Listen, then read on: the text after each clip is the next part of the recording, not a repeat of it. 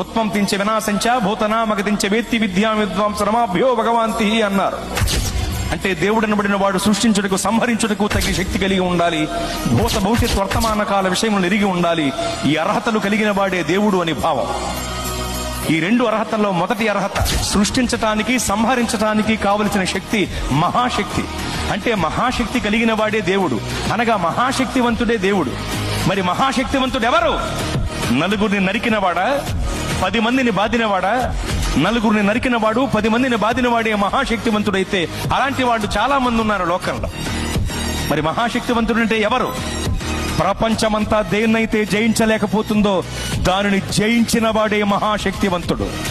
ప్రపంచమంతా నాటికి నేటికి ఏనాటికి మరణమును జయించలేకపోతోంది. మరణమనే మహమ్మారి మర్యాద లేనిదై మానవ జాతిపై విరుచుకుబడి మరణ మృదంగాన్ని మ్రోగిస్తూ విజయ వికటట్టహాసం చేసి వెర్రవీగుతుంటే, మరణమనే మహమ్మారి యొక్క పీచమణిచి దాని ముళ్ళు విరిచి మరణమును జయించి తిరిగి లేచిన మహాశక్తివంతుడు యేసు ప్రభువు వారు మాత్రమే.